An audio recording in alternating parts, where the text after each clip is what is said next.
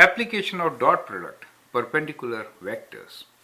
Here's a communication question C1. Find two vectors perpendicular to both vector u and v. Vector u is 1, 2, minus 1 and vector v is minus 2, minus 4 and 2 using dot product. Well, dot product is a very good way of finding perpendicular vectors. Now, if the dot product of two vectors is 0, then that means those two vectors are perpendicular. Now the question here is, find two vectors perpendicular to both these vectors. So let us assume that let's say vector p is perpendicular to both of them, and we can define p as p1, that is your direction number along x, p2, p3. So this is the vector which is perpendicular to both u and v. Right. Now if p is perpendicular to both these vectors, then we have u dot p equals to 0 and also v dot p equals to 0. So that will give us two equations, right? So let's find these equations. So the first one we can do, I will use column matrix. So u is 1, 2, minus 1, and for us p is p1, p2, p3 equals to 0. That means p1 plus 2p2 minus p3 equals to 0. Now here for v dot p we get minus 2, minus 4 and 2 dot p1, p2, p3 equals to 0, and that gives us minus 2p1 minus 4p2 and plus 2p3 equals to 0, right? So we get two equations, equation 1 and equation 2. Now it is to be noted that we have two equations but we have three variables. So that means we need at least one parameter, right? So we cannot really solve and get exact answer, right? So we can have, in this case, we'll have multiple answers. And that too in terms of one variable, right? Which could be p1, p2 or p3. So let's try to solve and eliminate that and see what do we get.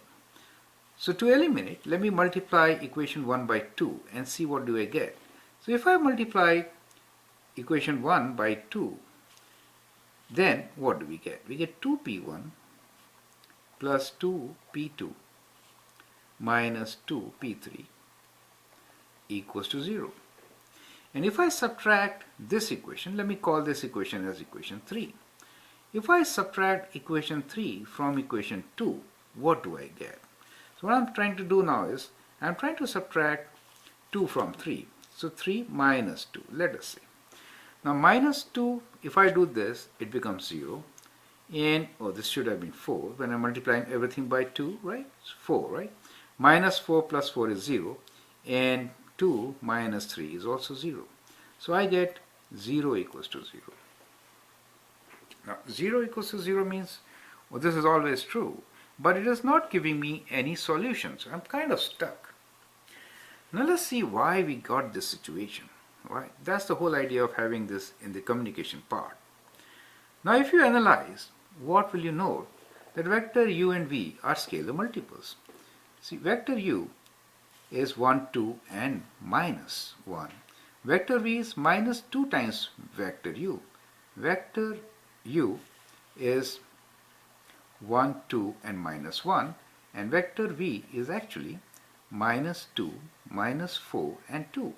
So that means vector v is actually minus 2 times vector u. They are scalar multiples, right?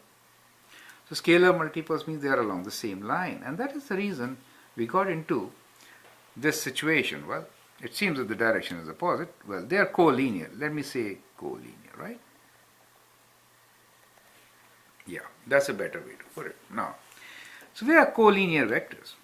Now in these circumstances, we get this kind of a situation. Now how to find solution of such a problem? Now that is what is the whole idea of taking up this question. The only way to find the solution is that we assume two values and then calculate the third one, right? That is the way we have to find solution of such problems, right? So let's summarize here. So when we have an equation like 0 equals to 0, in that case what to do? In that case, assume two values and find the third one. So that is the strategy which we need to follow, right? So our equation is P1 plus 2 times P2 minus P3 equals to 0. So we'll go with the first equation. That is our equation number 1. Now in this case, you can assume any value. Let's say if I say P1 equals to P2 equals to 1. In that case, we can find what P3 is, right? So we get 1 plus 2 minus P3 equals to 0. And from here, we get P3 equals to 3, right? So our solution is, this implies P3 equals to 3. So that is the way we can find solution, right? Now, you could have substitute. So this is one set of solutions. You could say, well, let P1 equals to P3 equals to 1, for example, and then find the value of P2. Now let's do that part. So if I substitute P1 and P3 as 1, right? So I get 1 minus 1 as 0. I get P2 as 0. So this implies P2 equals to 0, right? So there we have two vectors, but we can have infinite number of vectors by assuming any values of P1 and P2, right? That way we can have infinite number of solutions.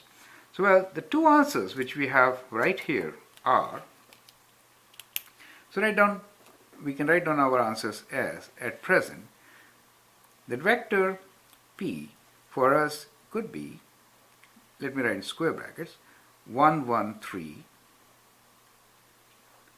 or it could be 1, 0, 1, right? Like that, right? In general, you can assume just a value A for each, right? So instead of 1, 1, if you assume A for each, right?